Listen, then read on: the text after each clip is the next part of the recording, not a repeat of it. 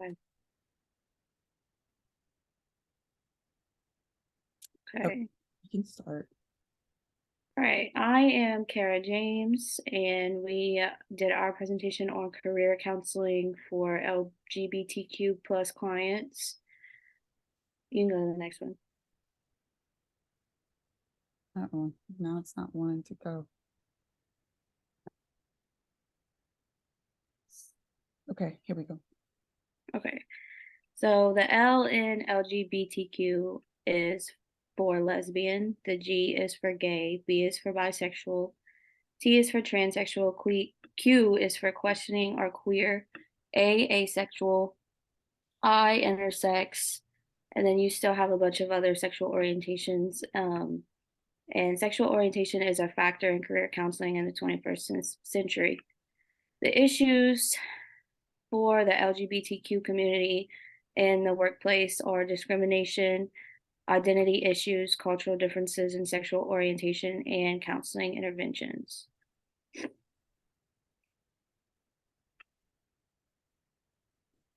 Oops, Oop. here we go.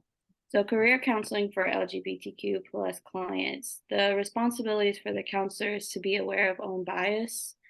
It's good to reflect on the session and on yourself. Always use gender free language. You never want to call your client by a pronoun that they don't identify as. It can be hard for them, and they can get really, I can't think of the word. Upset. Yeah, they can get upset. They can push you away. They can lose trust within the counselor. Become familiar with models of LGBTQAI plus identity formation. Identify a consultant who can provide helpful information or feedback for sexual minorities. Provide effective coping techniques for different types of oppression and become familiar with local support networks. Oh, why does it keep it literally skips over? Okay, yeah. So now we're on common myths. Sorry. Oh gosh. Keeps Uh-oh. okay. Okay, so common myths regarding homosexuality.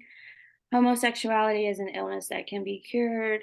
Um, as a woman, a part of the LGBTQ community, I have experienced this within family members.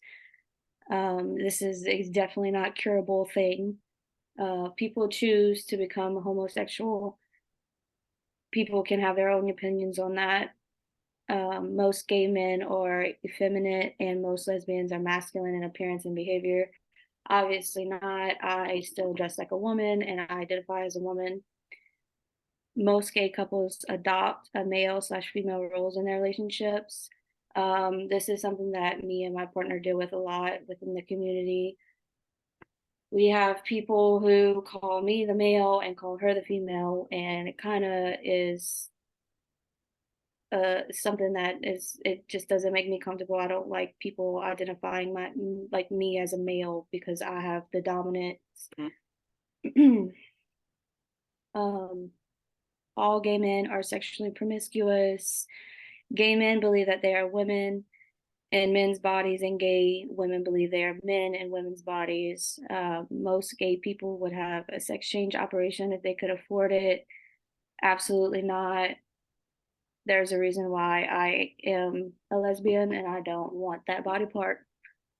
Most gay people are child molesters. Most gay people are unhappy in their sexual orientation and seek therapy to convert to heterosexuality. Counselors report high success rates in converting homosexuals to heterosexuals. Homosexual behavior is unnatural. Homosexuality threatens the continuity of the species. I swear it one time. Yeah, that's where we're at. Counseling issues. So, counseling issues. Please stay. Homophobia has been described as an irrational fear, hatred, and intolerance of LGBTQAI plus people.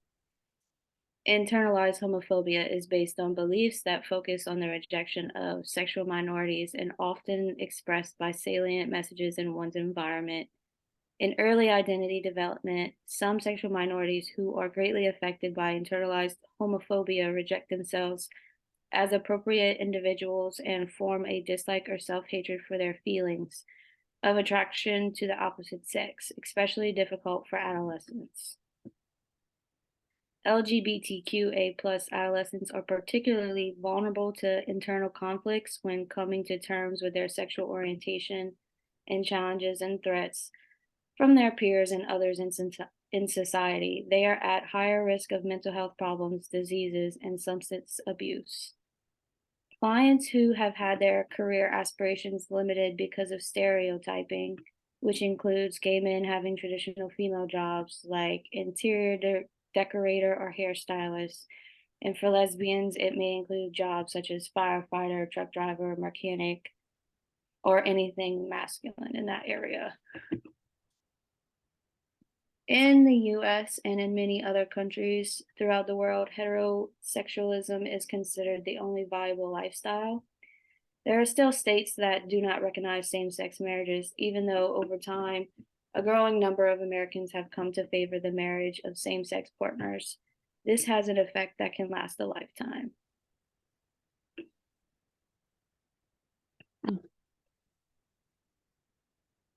Uh-oh, no. Okay. Forms of Discrimination. discrimination at work: overt discrimination, gay bashing, physical violence, threats of violence, hidden discrimination, usually involved in hiring, promotion, and compensation, diminished opportunities for advancement, blackmail, ostracism, sexual harassment, exclusion or avoidance, termination, and lavender sealing, a form of hidden discrimination where a qualified individual plateaus professionally due to sexual identity. Stop it. So, transgender. This is someone who identifies with both male and female roles or as a member of an alternative gender. A transgender person lives as a member of the sex opposite from her or his biological sex.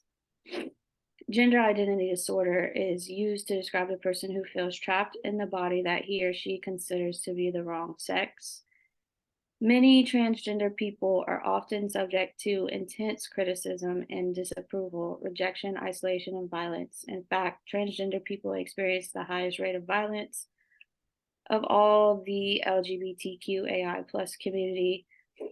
And they do. I witness it myself with a lot of people on social media that I follow that are transgender. They get bashed on a daily basis, and people really talk down on them for thinking that they are somebody else or they're just not themselves because they identify as the opposite sex.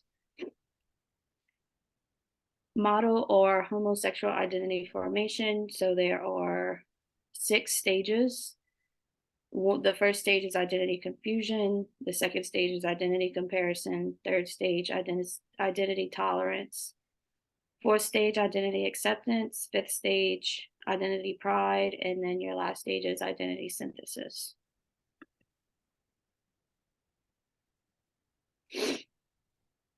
It always skips to 2 of them. So stage 1, identity confusion, may be described as an awareness stage where the individual recognizes their feelings and behaviors indicate a same-sex orientation. Stage 2, identity comparison, the individual acknowledges the possibility of being attracted to the same sex, feels different, and develops a sense of social alienation. The individual has difficulty identifying with the family and peer groups. I went through this as a young teenager because I experienced, the feeling of liking other women, and I thought it was the most not normal, gross thing that could ever happen to me because of the people I was surrounded by. Stage 3, identity tolerance. The individual tolerates where, rather than accepts an identification of an individual whose sexual orientation is different. However, the individual begins to contact other sexual minorities to counter isolation. Stage 4, identity acceptance, characterized by continued contacts with other LGBTQAI plus people to validate a new identity and a new way of life. Stage 5, identity pride. The individual takes pride in disclosing his or her identity as a sexual minority and rejects heterosexuality as the only appropriate lifestyle. This is something that can take years to come to terms with. Around age 12, I would say that I started experiencing feelings for other girls. And just around the age of like 25 was when I finally like came not came out, like everybody knew that I was gay, but this is when I sat my whole family down and had to tell them like I don't care anymore. I am who I am and that's how it's going to be, and if you don't like it, you don't have to be a part of it. The last stage, identity synthesis. The individual is able to integrate his or her identity with other aspects of self and develops a compatibility with both heterosexual and sexual minority worlds. Cultural differences in sexual orientation. Asian, the philosophy of harmony and complementary parts in Chinese, Korean, and Japanese cultures represents a natural order of life that prescribes that persons of the opposite sex are to be unified. Thus, it is against nature to have a same sex orientation. Traditional family roles, farmland is passed down by eldest son. African American gays and lesbians have little support for their sexual orientation in both the African American community and the LGBTQAI plus community. Lesbians are seen as incompatible with role expectations, and gays are seen as traitors. LGBTQAI plus caters to the predominantly white population. Latino and Latina community is excessively homophobic and thus has little tolerance for gay and lesbian lifestyle. They must choose between three worlds: the gay and lesbian community, the Latina community, or the white heterosexual mainstream society. Okay, my name is Renata Schwess, and I'm gonna do the rest of the PowerPoint. And I don't know where it went. Okay, here we go. Sorry, my computer is skipping slides. So I recently learned about this particular topic of the Native American culture and their views on the LGBTQ plus community, which I thought was interesting. In the mid 18th century, French missionaries at that time reported finding Native Americans who dressed in women's clothing, assumed female roles, and accepted other men as sexual partners. The French word bardache, I don't know how to pronounce it, to be honest, but it means male homosexual. It was given to these men and also the women who assumed the role of warrior or hunter and wore male clothing. This phenomenon was part of the Native American worldview of a two-spirited tradition. In this context, Natives were not comfortable identifying themselves as LGBTQAI+, but rather individuals who possess both male and female spirits.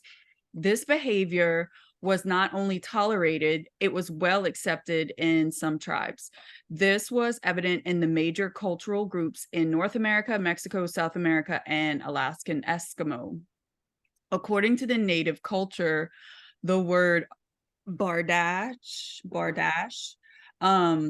or gay can be seen as a noun, a person, place, or a thing, whereas a verb or an action word details that with the action interaction of an individual. So they didn't want to be placed in a box of being called like gay or heterosexual. They just wanted to be known for their action and their interaction rather than being labeled. So the emphasis, therefore, is that the Native American tradition stresses transformation and change that is too flexible to fit the categories of gay or straight. Masculine and feminine concepts are quite different from European concepts. There's a greater spectrum of acceptance among the sexual behavior among Native Americans, and there is less stigma associated with women who assume male roles and men who assume female roles. Natives have a great respect and tolerance for personal choice. I was about to say, they allow and respect people enough to let them make their own decisions and their own choices. And to me, that just shows a respect for other people. You're not trying to tell them, oh, well, this is right, quote, or this is wrong. And even in 1982, a visit to the Lakotas and Sioux in the Northern Plains found that the Bardash tradition was still practiced as the old ways.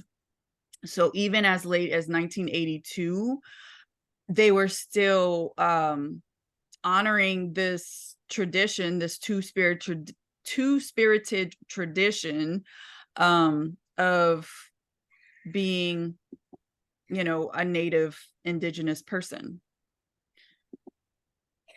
So counseling LGBTQ AI plus youth is very important, right? Because the youth are typically going through a lot of transformation, even if we're not even talking about sexual orientation. They're going through a lot of changes just growing up physically. But they are most at risk as a group for mental health issues, diseases, and substance abuse. Studies have shown that half of LGBTQ AI plus youth have run away from home, been arrested, or contracted an STD. Some have also attempted suicide, accepted money for sexual favors, or been sexually victimized. Studies performed as early as the 1970s found that sexual orientation was a precipitation factor in suicide attempts, and most attempts occurred before the age of 21. So, in my opinion, they're killing themselves before their lives have even begun. Before they, literally 21, you're known as an adult, and they're suffering and taking their own lives that early. So counselors who recognize the influence of sexual orientation on career development will need to create an atmosphere in which sexuality can be discussed openly. Yeah, these youth need people that they can talk to and share with and not feel judged, not feel ashamed, not feel that they are evil or wrong. They just need to have open discussion. The counselor needs to be able to obviously talk about sexual orientation. It is definitely necessary. So counseling LGBTQ AI plus youth continued. Counselors, again, must be prepared to convey full acceptance of sexual minorities, especially youth. Counselors should not assume that every client is heterosexual. Counselors should also not assume, that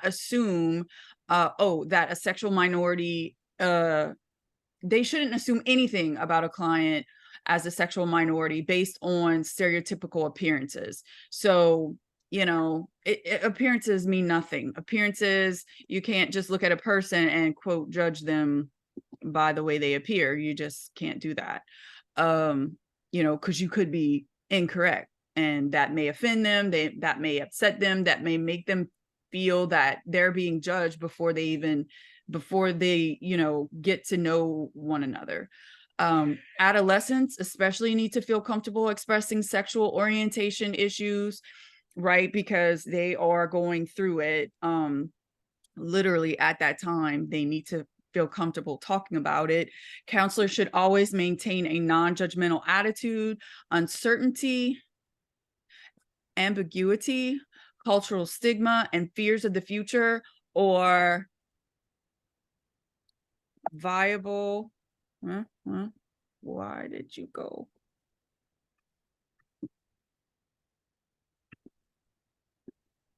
Okay. Sorry about that. It's really, oh, okay. No, that's just not good. Oh, really trying me. Okay.